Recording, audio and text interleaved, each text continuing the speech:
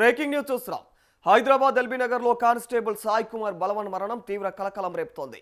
LB Nagar ACP కార్యాలయంలోని మరి rest room లో అయితే ఉరివేసుకుని ఆత్మహత్యకు పాల్పడినట్లుగా అయితే పోలీసులు గుర్తించారు. మరి సమాచారం అందుకున్నటువంటి సహచర పోలీసులు కూడా వెంటనే కామినేని ఆసుపత్రికి తరలించినప్పటికీ అప్పటికే మృతి చెందినట్లుగా వైద్యులు నిర్ధారించారు. అసలు సాయి కుమార్ ఎందుకు ఈ తీవ్రమైనటువంటి నిర్ణయం తీసుకోవాల్సి వచ్చింది, ఆయన ఆత్మహత్యకు దారి తీసినటువంటి పరిస్థితులేమిటి అన్నటువంటి కోణంలో కూడా ప్రస్తుతం పోలీసులు దర్యాప్తును కొనసాగిస్తున్నారు.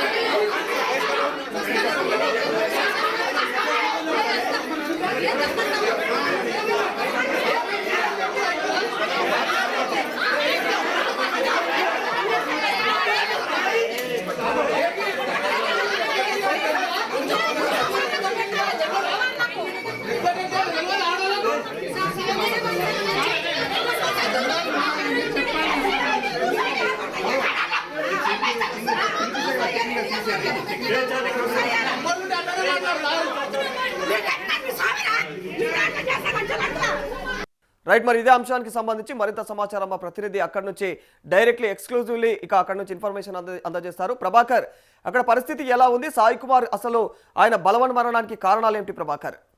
ఎస్ రాధాకృష్ణ, అయితే ఎల్బీనగర్ పోలీస్ స్టేషన్ పరిధిలో కూడా మరి డ్యూటీలో ఉన్నటువంటి కానిస్టేబుల్ సూసైడ్ చేసుకున్నటువంటి పరిస్థితి కల్పిస్తూ ఉంది.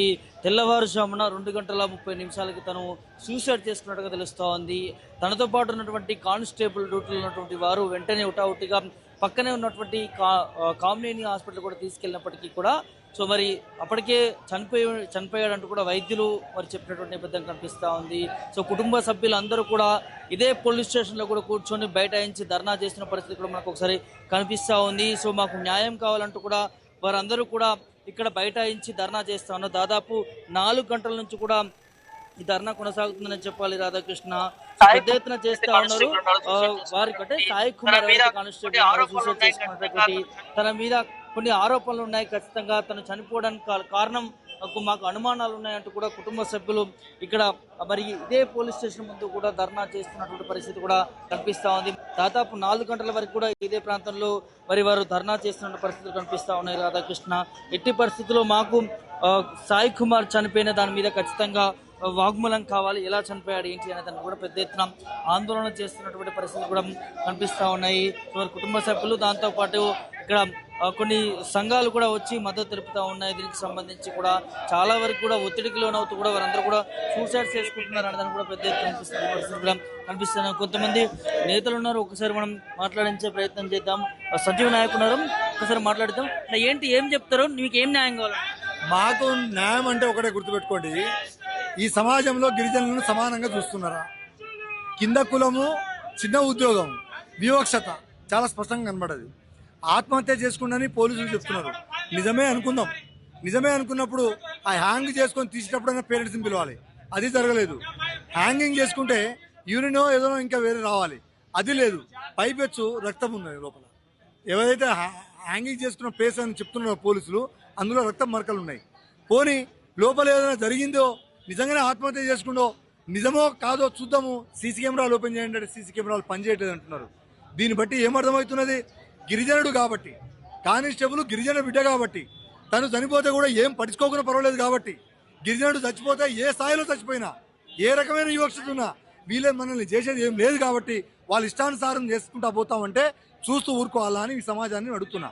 ప్రజాస్వామికవాదులు ఎవరైతే సమానత్వాన్ని కోరుకుంటున్న వాళ్ళు, ఈ దేశం, ఈ రాష్ట్రం గిరిజనుల పట్ల నిజంగా ప్రేమ చూపించిన వాళ్ళు ఎవరైనా ఉంటే దీని మీద ఎందుకు వివక్షత చూపిస్తారో ప్రశ్నించాల్సిన అవసరం ఉన్నది. అందుకనే కింద కులము, చిన్న ఉద్యోగాల మీద జరుగుతున్న వివక్షతను కూడా ఈ సందర్భంగా మేము పైకి దిగ తప్పట్లేదు. కానిస్టేబుల్ స్థాయిలో కానిస్టేబుల్, మా గిరిజనులు పెద్ద ఉద్యోగాలు ఉంటే వాళ్ళ మీద దాడులు, ఏసీబీ దాడులు, సిబిఐ దాడులు, సిఐడి దాడులు, అన్ని రకాల దాడులు, వివక్షత, ఒత్తిళ్లు, అన్ని రకాల ఒత్తిళ్లు. వాళ్ళ ఇంటి పనికి వాళ్ళే పోవాలి, వాళ్ళ వంట పనికి వాళ్ళే పోవాలి, వాళ్ళ డ్రైవర్ పనికి వాళ్ళే పోవాలి, వాళ్ళ కారు తుడిచే పనికి కూడా వాళ్ళే పోవాలి. అంటే మా గిరిజనుడు ఉన్న కాడ ఒక చిన్న ఉద్యోగం ఉంటే పై అధికారులు ఏ రకంగా దుర్వినియోగపరుస్తున్నారో ఈ వ్యవస్థలో ప్రక్షాళన జరగాల్సిన అవసరం ఉన్నది. దీనికి బాధ్యతగా రాష్ట్ర హోంమంత్రి గారు స్పందించాలి. దీని మీద ఈ రాష్ట్ర ప్రభుత్వం మీద నమ్మకం లేదు కాబట్టి సిబిఐ విచారణ జరిపించాలి, బాధిత కుటుంబాలకు న్యాయం చేయాలని డిమాండ్ చేస్తా ఉన్నాం. మీరు ఏం ఆరోపిస్తున్నారు అంటే పోలీసులు ప్రాథమికంగా మాత్రం సూసైడ్ చేసుకుంటూ ఉంటారు అనే దాన్ని కూడా అనుమానిస్తా ఉన్నారు. సో ఇది మీకేమన్నా అది నిజమే అయితే సీసీ కెమెరాలు చూపించమంటున్నాం. రాష్ట్రం మొత్తం సీసీ కెమెరాలు పెట్టి లా అండ్ ఆర్డర్ని కాపాడుతున్నాం. మొత్తం మా అంతా గొప్పగా లేదని చెప్తున్నా ఈ ప్రభుత్వంలో ఉన్నటువంటి ఉన్నత పదవుల్లో ఉన్న ముఖ్యమంత్రి కానీ హోంమంత్రి కానీ పదే చెప్తున్నారు కదా, ఎందుకు సీసీ కెమెరాల లోపల పనిచేయట్లేదు? నేను అడుగుతున్నా, సీసీ కెమెరాలు చూపించండి, హాయిగా వాళ్ళ పేరెంట్స్ చెప్తాం. కానీ ఆ పిల్లవానికి ఇంత థమ్స్అప్ అలవాటు కూడా లేదు, పెళ్లి కాలేదు, ఏ రకమైనటువంటి మానసిక బాధలు లేవు. ఒక బాధల్లో ఇక్కడ అధికారులు ఏదైనా పెట్టిండొచ్చు, వివక్షత చూపించుండొచ్చు, తన గిరిజనుడు కాబట్టి తనను హేళన చేసి ఉండొచ్చు. అది భరించలేక కష్టపడి కూలి చేసి నాలి చేసి వాళ్ళ తండ్రి కన్నలు తల్లి కన్నా కళలను నిజం చేయాలని ఉద్యోగం తెచ్చుకున్న బిడ్డడు ఏం చెప్పాలని అర్థం కాక చచ్చిపోయిండు. ఇలా ఆత్మహత్య చేసుకుంటా సంపిరా, అది ఖచ్చితంగా కుల వివక్షత హత్య కాదని మేము భావిస్తా ఉన్నాం. కాబట్టి తక్షణమే దీని మీద సిబిఐ విచారణ చేయాలని డిమాండ్ చేస్తా ఉన్నాం. పోలీసు వాళ్ళు నిర్లక్ష్య సమాధానం.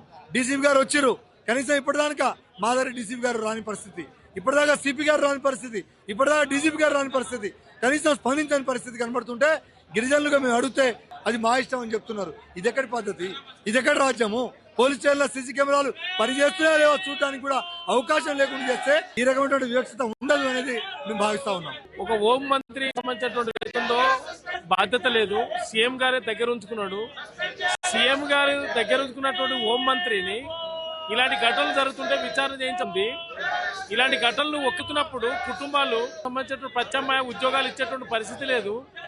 వాళ్ళకి ఎక్స్గ్రేసియా ప్రకటించే ప్రభుత్వం ఇన్సూరెన్స్ కూడా కనీసం అధికారులపై జరిపి అవుతున్నారో తేల్చి వాళ్ళ మీద కఠినంగా చర్యలు తీసుకోవాలని చెప్పేసి సిపిఎం పార్టీ రంగారెడ్డి జిల్లా కమిటీ తరఫున డిమాండ్ చేస్తా ఉన్నారు.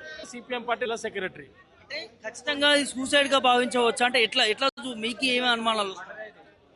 ఆత్మహత్య చేసుకున్నారని చెప్పేసి నగ్నంగా కనిపిస్తా ఉన్నాయి.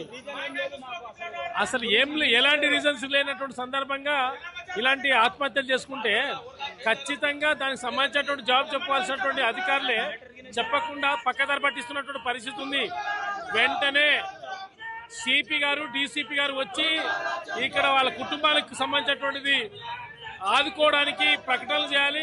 సాయి కుమార్ కు సంబంధించినటువంటి కుటుంబ సభ్యులు అందరూ కూడా రావడం. సో ఎల్బీ నగర్ చుట్టుపక్కల ప్రాంతాల్లో అంతా కూడా భారీ ఎత్తున ఘర్షణ వాతావరణం జరుగుతుందని చెప్పుకోవచ్చు. ఒకవైపు పోలీసులకి, మరోవైపు సంబంధించిన కుటుంబ సభ్యులకు, సన్నిహితులకి సో మాకు అనుమానాన్ని సూసైడ్ చేసుకున్నాడా, ఎందుకు చేసుకున్నాడు అనేదాన్ని కూడా దాన్ని ప్రవేశపెట్టాలి. Right, thank you Prabhakar. ఇక ఇది అక్కడ ఉన్నటువంటి సిచ్యువేషన్. ఇక ప్రస్తుతం అయితే అక్కడ వాళ్ళ కుటుంబ సభ్యులు, బంధువులందరూ కూడా అక్కడికి చేరుకొని సాయి కుమార్కు సంబంధించి అది ఖచ్చితంగా ఆత్మహత్య కాదు, అది హత్య, మరి ఒక దళిత బిడ్డ అంటే ఖచ్చితంగా ఇక తక్కువ సామాజిక వర్గానికి చెందినటువంటి ఒక బిడ్డ కాబట్టి అందుకోసం అని చెప్పేసి వాళ్ళు ఈ విధంగా వాళ్ళు టార్చర్ చేశారు. ఎస్టీ సామాజిక వర్గానికి చెందినటువంటి బిడ్డ కాబట్టి అందుకే పోలీసులు ఆయనను కావాలని రాచి రంపాన పెట్టి రకరకాల చేయకూడని పనులను కూడా చేపించుకున్నారు అన్న కోణంలో అయితే అక్కడ బంధువులు వాదిస్తూ ఉన్నారు. ఇంకో మరో విషయం ఏంటంటే ఏదైతే హ్యాంగింగ్ చేసుకున్నాడో, ఉరి వేసుకున్నాడు అని చెప్పేసి పోలీసులు చెప్తా ఉంటే ఆ ఉరి వేసుకొని ఉన్నట్లు అయితే ఉరి వేసుకున్నట్లుగా అంత ఈజీగా ఏ విధంగా అక్కడ అంటే ఏదో ఒకటి సిమ్టమ్స్ కనిపిస్తాయి కదా, ఉరి వేసుకుంటే జరిగేటువంటి సినారియోలు ఏముంటాయి ఆ సినారియోల గురించి వాళ్ళు మాట్లాడుతూ ఉన్నారు. అదే కాకుండా అక్కడ బాత్రూంలో ఆ బ్లడ్ మర్కలు కూడా ఉన్నట్లు చెప్తా ఉన్నారు. మరి అసలు ఉరి వేసుకుంటే ఈ బ్లడ్ మర్కలు ఎక్కడికి వెళ్ళి వచ్చాయి మరి అన్న కోణంలో కూడా మరి అక్కడ బంధువులు వాదిస్తూ ఉన్నారు. ఒకవేళ నిజంగానే తను సూసైడే చేసుకొని ఉంటే తన శరీరం అంటే అక్కడ ఆ ప్రాంతంలో బ్లడ్ మార్కలు ఏ విధంగా వచ్చాయి అన్న కోణంలో వీళ్ళు నిలదీస్తూ ఉన్నారు. మరి నిజంగానే పోలీసు అధికారులు అయితే దీనికి సంబంధించి ఏ విధమైనటువంటి వివరణ అయితే ఇప్పటి వరకు ఇచ్చుకోలేదు. ఇక ఏసీపీ, డీసీపీ లాంటి ఉన్నత పోలీసు అధికారులు కూడా ఎవరు కూడా ఇప్పటికీ వాళ్ళ దగ్గరికి వెళ్ళడం కానీ వాళ్ళని పరామర్శించడం కానీ వాళ్ళతో స్పందించినట్లుగా అయితే వాళ్ళు చెప్పట్లేరు. అంటే స్పందించలేదనే క్లియర్ కట్గా అయితే బాధితులు చెప్తా ఉన్నారు. మరి ఇంకా ఇదే కోణంలో అక్కడ సీసీటీవీ ఫుటేజ్ని చూపించండి మొర్రో అని మొత్తుకుంటే కూడా సీసీటీవీ ఫుటేజ్ దగ్గర అంటే వాళ్ళు లేదు, సీసీటీవీ అనేది ఇప్పుడు ప్రస్తుతం పనిచేయట్లేదు అన్న కోణంలో పోలీసులు మాట్లాడుతున్నారు. పోలీసులు మాట్లాడుతున్నటువంటి వైఖరి అంటే ఇక్కడ బాధితులు చెప్తున్నటువంటి తీరును బట్టి చూస్తే పోలీసులు మాట్లాడినటువంటి వైఖరి అయితే కాస్త అనుమానాలకు దారితీస్తుంది అన్న కోణంలో కూడా ప్రస్తుతం అయితే అక్కడ ఉన్నటువంటి రాజకీయ నేతలందరూ కూడా మాట్లాడుతున్నటువంటి వైనం కనిపిస్తోంది.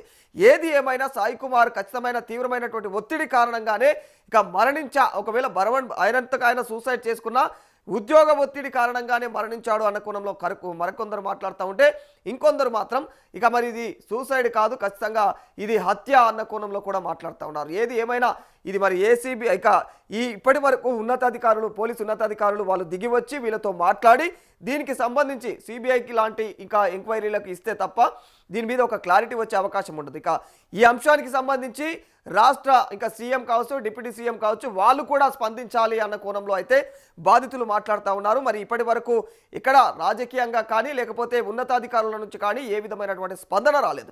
మరి ముందు ముందు ఈ వ్యవహారం ఎక్కడికి దారితీస్తుంది? ప్రస్తుతం అయితే మరి సాయి కుమార్ వ్యవహారం విషయంలో బంధుమిత్రులు ఇంకా ఎవరైతే బంధువులు ఉన్నారో బంధువులు కావచ్చు, వాళ్ళ కుటుంబీకులు అందరూ కూడా ఎల్బీ నగర్ పోలీస్ స్టేషన్ పరిధి దగ్గరికి వచ్చి అక్కడ తీవ్రమైనటువంటి ఆందోళన కొనసాగిస్తున్నారు. ఈ ఆందోళన నేపథ్యంలో అక్కడ తీవ్రమైనటువంటి ఉధృతి నెలకొంది. ఇక ప్రస్తుతం అక్కడ ఎక్స్క్లూజివ్లీ మన పొలిటెంట్ ప్రతినిధి అక్కడ నుంచి కావాల్సినటువంటి అంటే అక్కడ ఏం జరిగింది అన్న కోణంలో కూడా వివరణ ఇస్తా ఉన్నారు. ఇక మరి ఇదే అంశానికి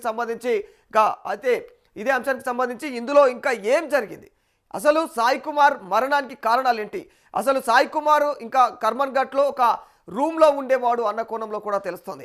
మరి రూమ్మేట్స్ దీనిపైన ఏం స్పందిస్తూ ఉన్నారు, రూమ్మేట్స్కి సంబంధించి కూడా వాళ్ళు ఎలా అంటే వాళ్ళతో ఎలా మెలిగేవాడు అన్న కోణంలో కూడా పోలీసులు ప్రస్తుతం అయితే ఆరా తీస్తూ ఉన్నారు. మరి ఏది ఏమైనా దర్యాప్తు అనంతరమే సాయి కుమార్ మరణానికి గల కారణాలు తెలిసే అవకాశం అయితే ఉంటుంది.